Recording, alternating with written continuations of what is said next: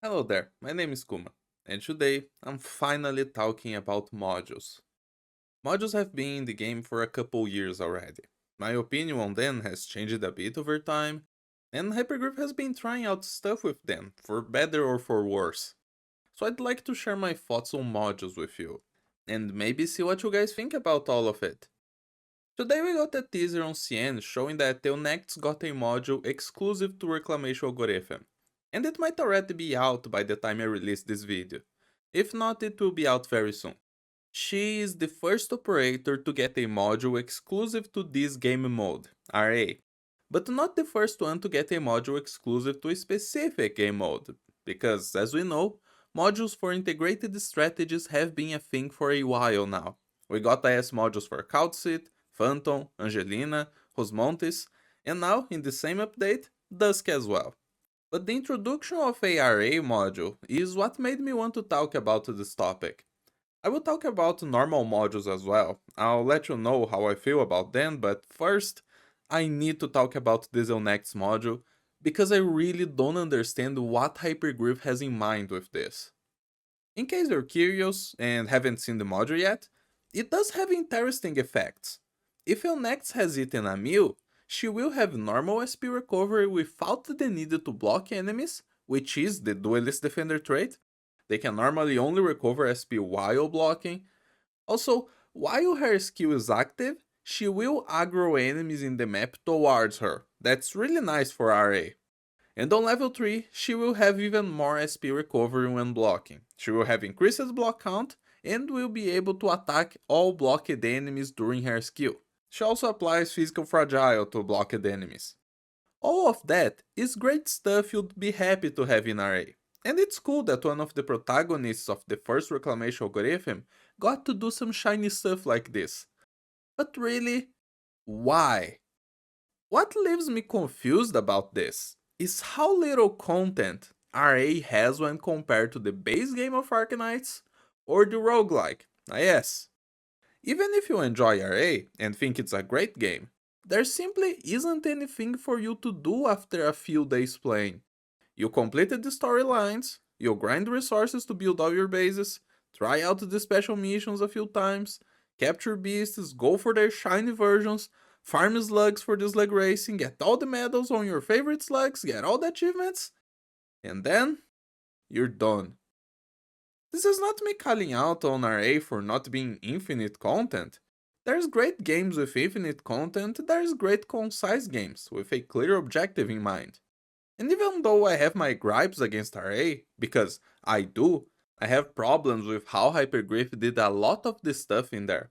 I did play through everything. I was one of the first couple hundred players to finish the storylines.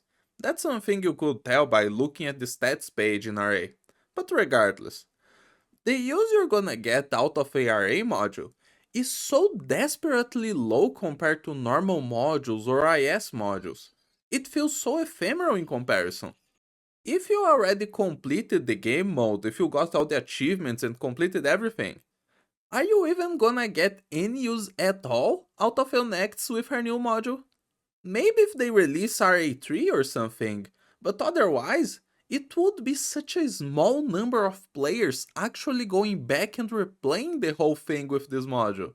I know a lot of you watching would say this is the same for IS modules. Yen has a big number of players who don't enjoy IS, who only play it, and begrudgingly, to get the rewards and then stop. But we always need to remember that the opinion of our server hardly matters for the development of Arknights. And IS is huge on CN. Arknights is a social phenomenon in China, the same way something like Hatsune Miku is in Japan, or I don't know, fish and chips is in the UK. Not everyone partakes in it, but it's always around the corner. And some of the biggest names you can find on screen playing Arknights on CN are playing integrated strategies most of the time. Some of them play exclusively IS. It got to the point where Hypergriff supports them directly, not to promote IS, but because they played so much of it that they just brought in the attention.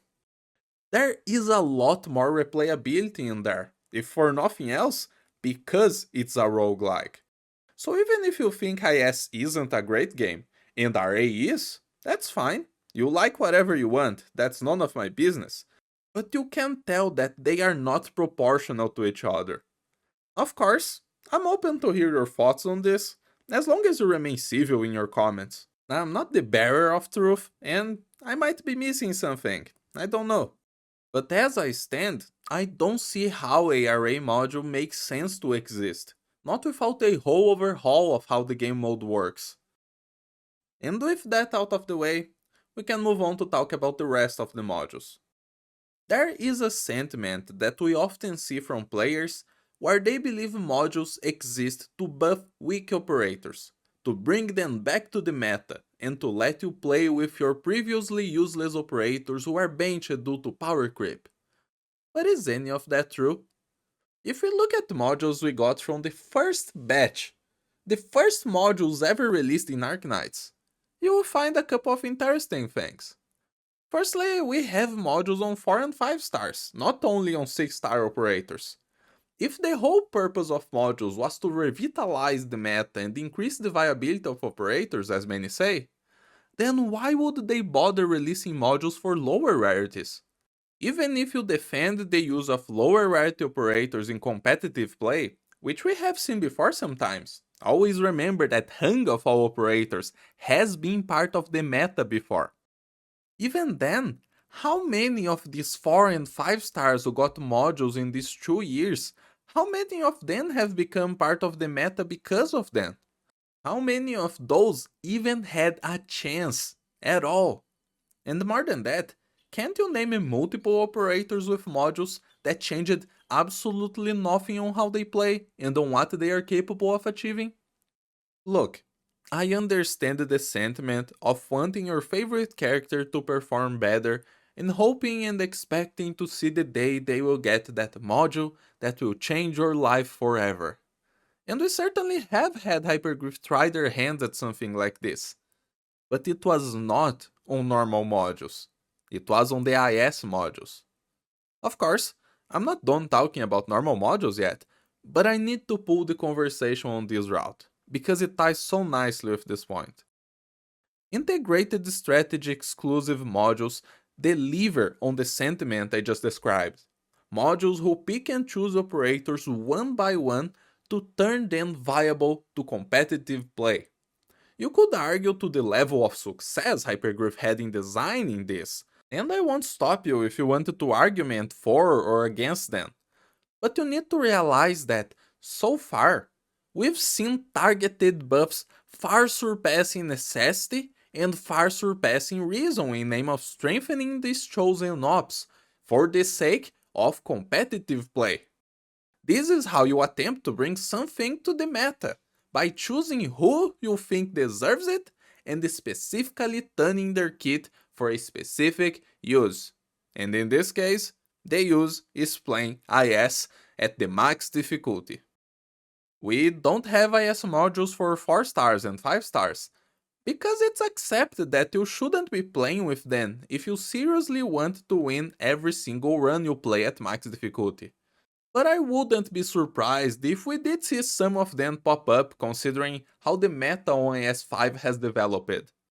Tournament players have been using Grey Altar, Cruise Altar, Tachanka, Ethan, and so, as long as we don't get modules distributed in large quantities without reason to multiple operators who have no chance at all of being part of this, I can actually see modules for lower rarities being part of the effort to shape the meta inside of IS. That's something that might happen or not. But when we bring this talk back to normal modules, the story is not the same. Firstly, the competitive scene encompassing normal Arknights stages is much smaller than the one in IS. Think about it. Right now, we're having a 1-year gap between CC seasons. There is no max risk to fight for. And any attempt to play normal Arknights stages at full power in a competitive setting tends to end so disappointingly and full of loose ends that it becomes difficult to even point to a meta in a specific situation. And that's without talking about the interest. Because I'm sure most of you listening could point to someone who left this game for lack of competitive interest from our community. Look, we can rank operators based on the damage they deal, on how well they fit into buff strategies, or how well they work on their own, and even bring things to the subjective side and decide who is the strong operator based on a posteriori arguments, or how good they feel to play with, or how popular they are. But when this amalgamation created by an early meta fails to encounter resistance, it is incapable of failing, regardless of the stages you are playing the normal game of Arknights. Then this meta fails to evolve, and by failing to evolve, it fails to consolidate. We can't have normal modules affecting the meta of the normal stages of Arknights because there is no real meta to affect. The sweatiest player will play solely with W Alter, Logos, Winner, and you know the rest of the list. And the casual player will play with everything ranging from Frostleaf to Shu. But both of these players will win all the same. You will have meta players struggling to beat the game at full power, and you will have casual players breezing through stages with the lowest tier operators. How can a meta exist in an environment like this? How is a module changing the meta when it barely even exists to begin with? It's like having a simple RPG game where you only face enemies with 10 HP. Every single enemy has 10 HP. And you have two options of weapons. You can equip a weapon that deals 10 damage and one weapon that deals 20 damage. Both have the same attack interval, both attack at the same attack speed. Sure, the weapon with 20 damage is stronger than the one with 10. But when both achieve the exact same result, both can one hit kill every single enemy in the game. Trying to put one on top of the other becomes meaningless. And it's because of all of this that I never liked the idea of modules. And I never supported this vision that modules are supposed to bring operators into the meta and fix the mistakes of the hyperglyph of the past.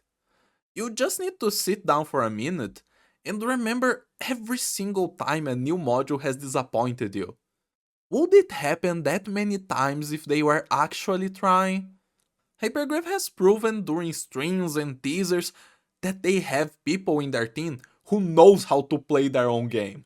I can't defend all of their choices, but for most of them, they do look like exactly that. Choices, not clueless mistakes. Well, I hope you're still with me because we're getting to my conclusion about modules. Modules were very much introduced not as a tool to shape the meta, but as a resource dump. Something for old players to worry about after realizing they didn't really have much else to do with their savings. But it has become, at times, just a tool of extravagance for popular characters, to turn them even stronger than they already were, for no good reason, except for the sake of hype. And I'm not particularly criticizing this move. Arknights has, since its release, always been a game that goes over the top with its strongest characters. I don't see a real issue with continuing to do the same with its newly introduced mechanics. Well, unless you truly believe that Silver Ash was balanced when the hardest enemy we had in the game was Chapter 4 Frost Nova. If that's the case, I'm really sorry, we won't be able to understand each other today. We can try again in the future. Of course, I make modules for all of my characters. I don't have a single of my 100 and so raised operators who doesn't have module level 3. But it's not by necessity, nor for hope that some of them will get stronger. I know I'm weird for this, but I usually don't even read what the modules do when I craft them. I craft them simply because I like to see my operators maxed. But this doesn't change my opinion in this matter. And sure, there are operators who truly become something else after you equip their modules. Those situations do exist. Some of them get absurd buffs that increase their damage like you wouldn't believe it was possible. And certainly these days, we have operators who are designed with their modules in mind. Another move that I really dislike, because now the module is just another expected step in raising the operator, not just an extra for you to spend the resources. That's just a terrible move by Hypergriff in my opinion. It doesn't feel good to know that a character will be incomplete if you don't give them the module. We are seeing this happening more and more. It has become a common occurrence.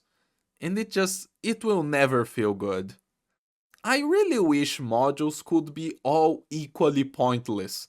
If every single module did absolutely nothing, as many of them already do, maybe then we could all agree that there's no need to craft modules. You do it because you want to, the same way we think about potentials. Even if something is set as potentials, we still have sparks of discussion about how certain operators really need their potentials. Something that bores me just to think about addressing, so I won't. So to finally give an answer to the question presented by me in this video, modules, they are not a necessity. If we have any luck, Arknights will never have officially supported gameplay that requires specific operators and specific modules. They don't affect the meta because the meta is so ephemeral and intangible that you couldn't affect it even if you tried to do so.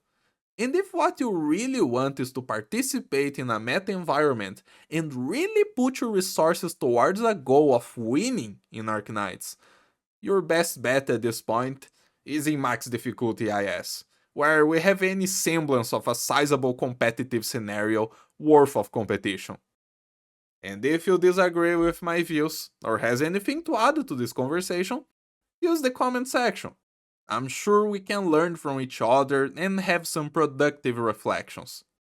If you liked the video, leave me a like. And I hope everyone has a very nice day. Peace out.